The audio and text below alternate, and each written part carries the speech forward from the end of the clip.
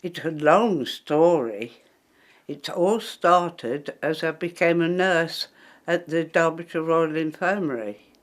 I trained there in 1954 to 1957, and during my time there I used to visit a very good friend who lived on the outskirts of Hatton. And one evening when I was staying at the farm, there was a local dance that night, and my husband-to-be was there. And we met and we danced and we walked home together, and from that love blossomed, you could say. In 1957 we married, and I'd come to live in Hatton when I'd finished my nursing training.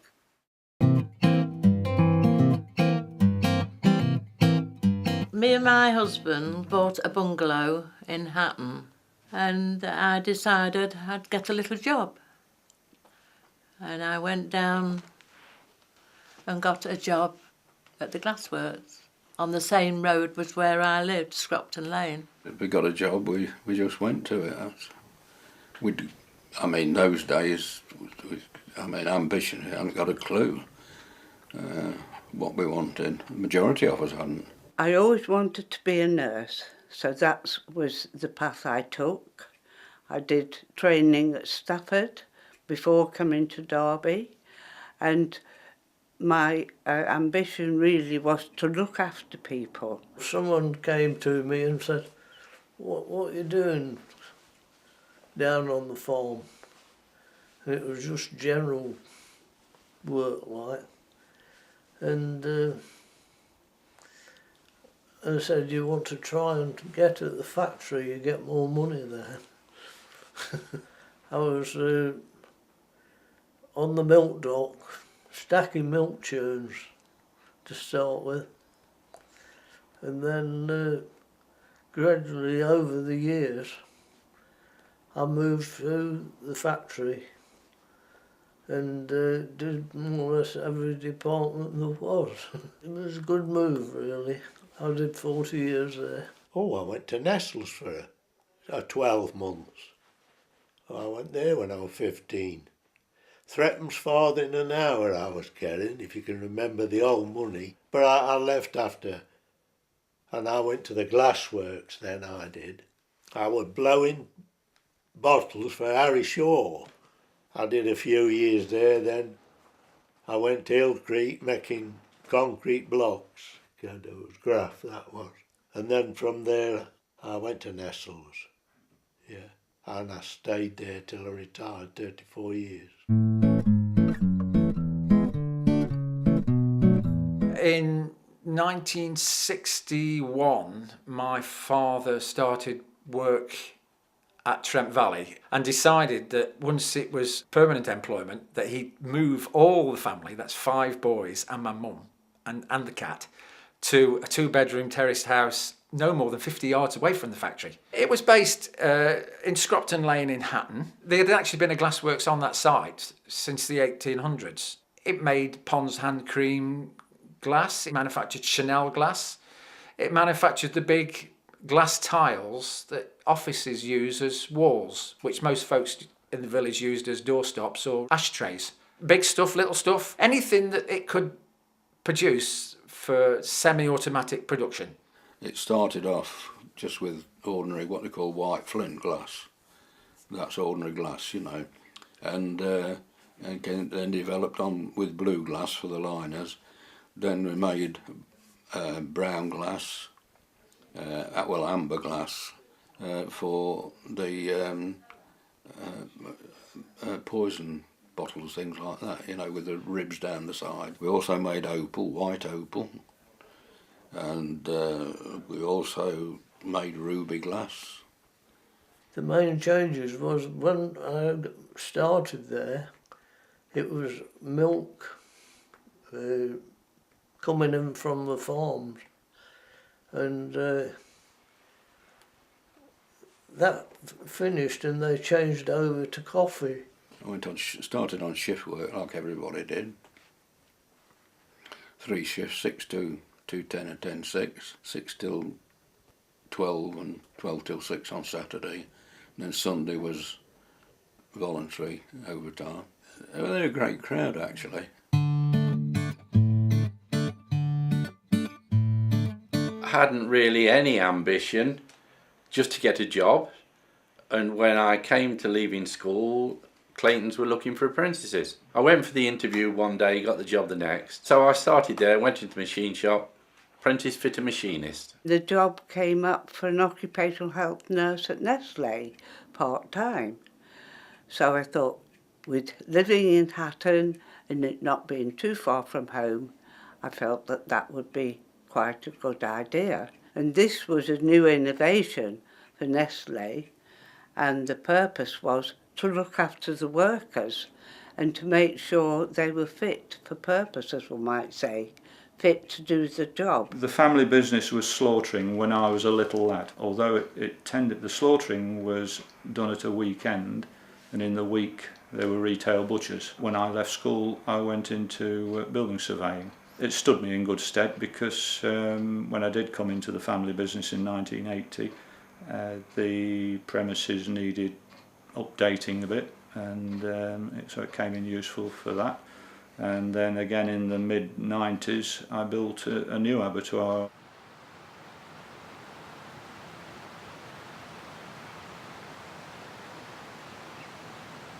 My dad was a production operator. In those days he would either be a blower, glass blower, which was the final process of making the jar, or he would what was called a taker in, which they had to transport the finished glass to a leer to be annealed, or he worked regular nights on the leer, which was taking the cooled glass off the conveyor belt and putting it into boxes. I worked in the stopper shop. Well, you had to have been trained. I'd never seen anything like it before. I mean, I'd never worked with glass at all. And you had to be shown how to do it and how to work the wheel. I really enjoyed it when I got to learn how to do it. We used on a grinding machine. We had to wear a towel round us so we didn't get wet. We were in water all the time. It was a machine where you held these stoppers onto a roller that grinded the glass and made it smooth. And then they went to the lady that was polishing. When you started the job, you had to turn the tap on and you sat at like a trough. I don't know why, but we always had water. You know, when you grind in the stoppers, you had to get them really straight on the top. Polished rockers. By the time I finished my apprenticeship, I was married and I got a young son, and things were hard. It was very tight. We lived with my mum for a while, but I started to do well at night school and the company picked up on that and they offered me a transfer into the offices. Well, in 1960, 61, 62, that was a big deal. When I went home and told my mother, she was cock-a-hoop about it. When you went into the offices in those days, it was something. I went into the factory with rather a lot of trepidation, not having been in the factory before, which was, to me, was very noisy, and all these people, tins clanking and this sort of thing. I thought, oh, I'll never stay here with all this noise. The conditions were quite good actually, but you had smelly jobs to do. You know, I mean, like you went into the seasoning room for where they used to put the tins of cream to season out on the trays, and that was a smelly job. It was like sour milk. First, when you go there, you just go what they call taking in. There's four people work on the machine. There's a gatherer, the parison maker, and the blower, and the taker in. And the taker in just takes whatever you make in bottles or whatever it is from the machine to the leer, which is an annealing leer, which anneals the glass. And then, of course, you get blowing. You just have a go at blowing, and then you have a go at gathering or parison making. I went on the parison. The amount of skill that went into it was unbelievable because the gatherer, Before he started his shift, in his own time, he had to get his rod, steel rod, tapered steel rod, and make a clay ball at the end that was called a moil. And he used to have to make that himself before he started and bake it in the opening to the furnace, to the pot. And that was determined the size of glass that he was going to have to pick up, because he repetitively put the moil on the surface of the glass and just picked up the right amount of glass and transferred it over to a parison, which was gravity fed. Then the parison maker, with a pair of shears, cut that glass, called a gob, which had to be the right size every time, because if it wasn't the right size, the mould was made for that size. Else you'd end up with faults, you'd end up with thick walls or thick base, and if it was too little, you'd end up with thin walls, or it didn't form the glass. So it was, even though it was a manual, semi-skilled job, there was a lot of skill in those particular two men, the gatherer and the parison maker. The blower just added the extra air to it to push the glass out to fill the mould. But it all had to be done repetitively while the blower was finishing that last bit. The gatherer was getting another piece of glass to put in the parison, and everything had to work. And then the taker in, he was the checker as well, so he had to check every piece of glass to make sure that it was okay to carry on onto the leer to be annealed. It wasn't a job that just anybody could do. Gathering and parison maker, they didn't get them sort of jobs straight away. You had to start taking in, before they'd even consider moving you up to one of them jobs, because they were the two chaps that made that chair make money, and in turn made the factory make money. It was piecework, you see. So if you wanted to earn money and you were on a good chair, a chair which was a group of men that did the production, from the gatherer, the parison maker, the blower, and the taker in. And if you got a good gang or chair, you could earn good money. In those days, it was quite a good place to work on piecework. It was one of the best paid round here. The harder you worked, the more you got. It was arduous work, and it was hot, of course. It was incredible, really. Because, when you're standing in front of a hole in the furnace, and in there it's 1300 degrees centigrade, it's hot. We got fans blowing all around the place, but all they did was blowing hot air all around. But it was a very good crowd. I enjoyed working for Trent Valley. We were all a nice, lovely crowd of people.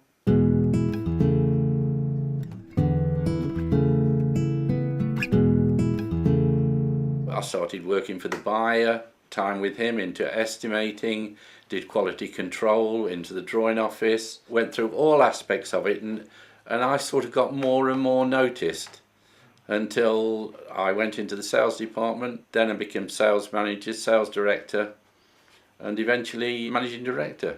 It was probably, with Nestles, it was the biggest employer in the area. Virtually everybody in Hatton either worked for Nestle or for Clayton. The working conditions generally were good, but they were noisy, so that was something that had to be addressed to prevent people becoming deaf. So the ear defenders were then introduced.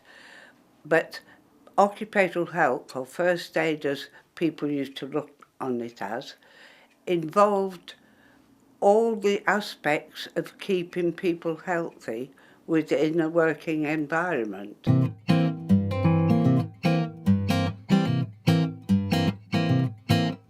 In the 1980s, we had to modernise the abattoir. You had to have a day at least of water supply in storage. Previously, a slaughterman had to have a scabbard with maybe 4 or 5 knives in, and he'd use one for one job, and then he'd change and use another for the next job.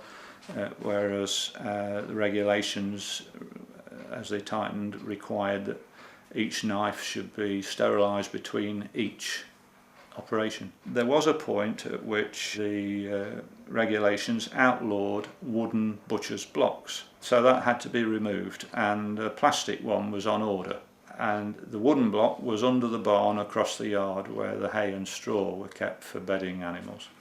And the meat inspector one day, he'd bought some meat for himself, and he was in the barn cutting it up on the wooden block, because the plastic block hadn't arrived yet. And in fact, since then, I believe wooden blocks are now no longer outlawed because they've found out that bacteria can't survive on wooden blocks where it can on plastic. The wooden block is more hygienic. My ambition during school, up to leaving, was to be a fine artist. And I got places at 2 art colleges, but I didn't go because my dad was out of work and you didn't get financial help them days like you do. And I ended up at the Trent Valley Glassworks, and I went thinking, because you're 16, quite naive, oh, they're going to put me in the office. And I went to work in the acid etching shop. Well, we were getting towards the end of the mainline locomotives. We built them for British Rail, 2 or 3 contracts, New Zealand Government Railways, Western Australian Railways, Saba Railways, Jamaica Railways, we exported them to South Africa. We built the most powerful diesel electric locomotives ever to leave these shores. The company made a decision, and this was where I really came in 59, 60, 61. Well, we needed to use our expertise, but we needed to branch out. And what we did, we went into mining locomotives and tunnelling locomotives.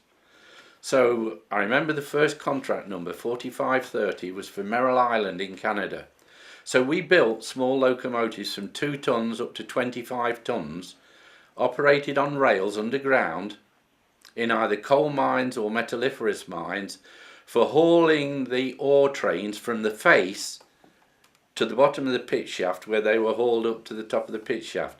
Now, we built those and we supplied them to about 80 countries around the world. And I went to 65 of those countries selling them. And we became the #1 supplier in the world of mining locomotives. People talk about the glassworks, talk about all about the good times. It wasn't a good place to work for comfort or anything like that. It was basic. I mean, the women worked there. I mean, they worked really hard, but it was hard work. And but it was a good crowd. Look back on the how good the blokes were, really. I'd never been in a factory before. I'd never seen anything like it before. So to go in, the smell,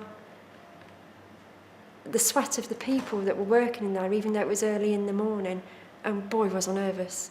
I was treated with suspicion, rather, initially, because I thought, what is she going to do? You know, this sort of thing. They hadn't been used to this sort of thing. People used to have the big bouffant hairstyles with all the hair out and wear sandals for work and that sort of thing.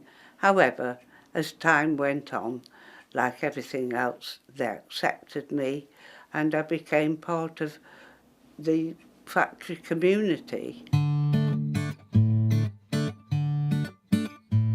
It was acid shot work, so you had a board, and I don't know even if they still do Charlie perfume, but that used to be the biggest one we did.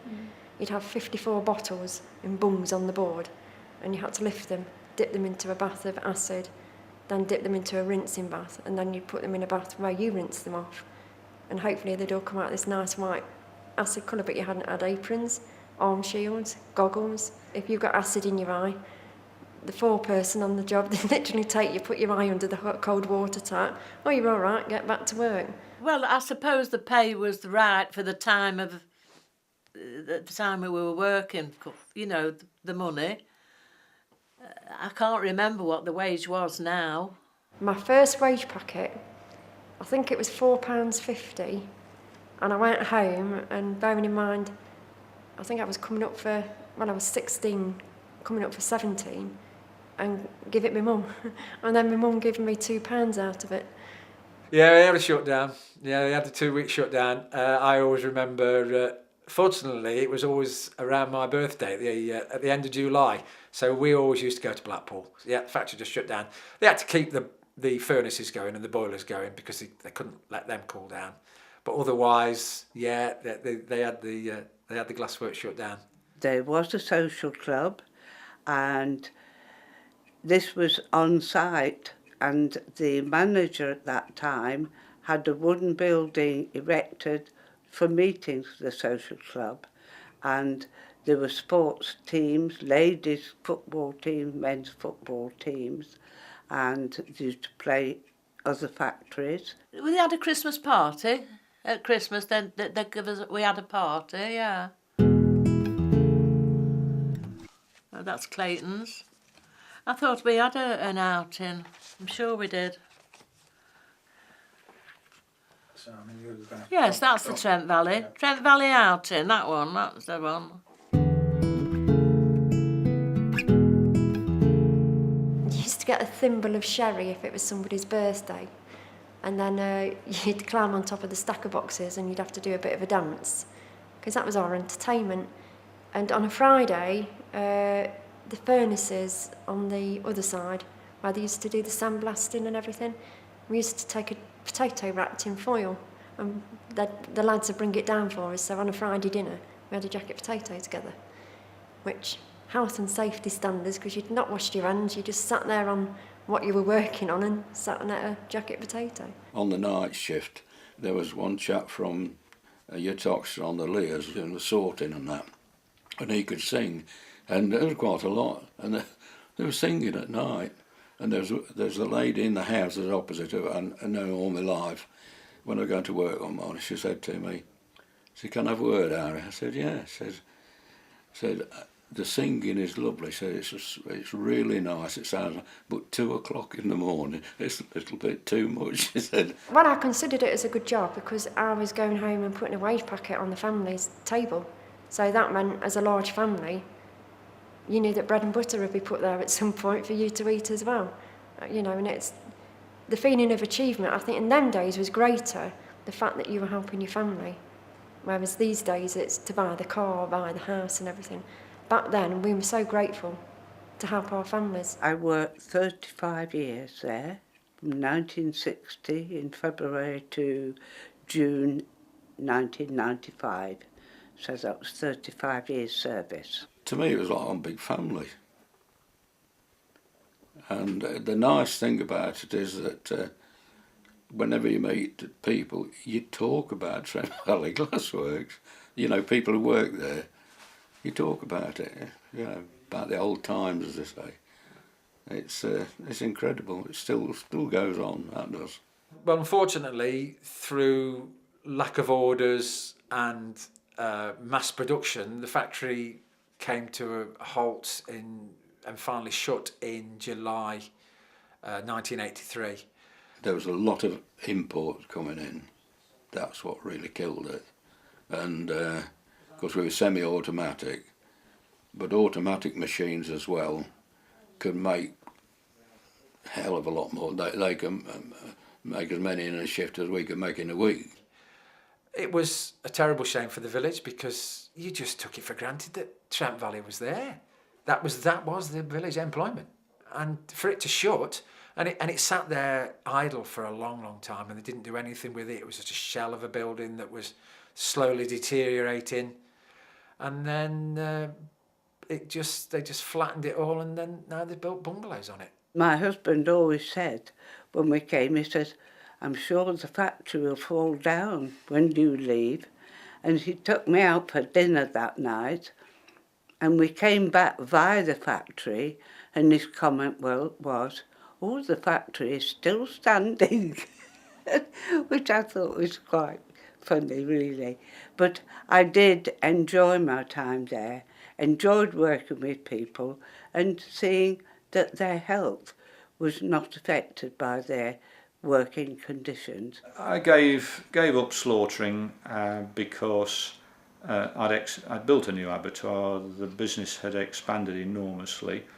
I was working 24/7 and no longer wanted it. It wasn't enjoying it anymore, and subsequently let my abattoir, and it is now actually a halal sheep abattoir.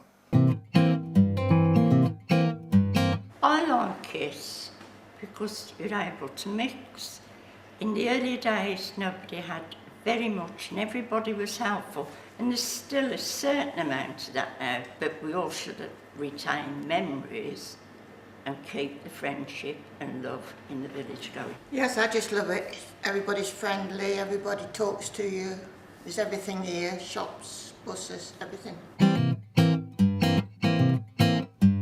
Everybody in Hatton knows about this one, the log vase. This is a smaller version, there's a bigger one of it, and there's quite a few in the village. And yeah, we used to make thousands of those. I love it here. Hatton is the reason I've not moved away. Hatton is the reason I've got involved with so many community groups to try and keep that community going. The youth group, absolutely love that with a passion. And I just love being in Hatton. I'm proud to be a Hattarian, or whatever we're called. This one was made for the bicentenary at the Bowmore's Whisky on Isla. They sent the original bottle, which they'd found on a tip, and asked if we could replicate it, which we did. I was quite proud of that one because it's a very difficult one to make, that. Everybody who leaves Hatton, they always come back, so it's got to have something. It's got to have something that brings everybody back. I think it's just a friendly place. Everybody knows everybody, and that's it.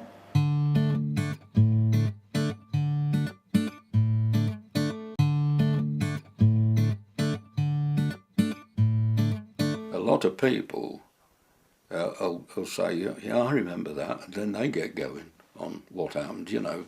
You forget things, and get as old as me, you forget a lot of things. But you set people's thoughts going again, and they remember.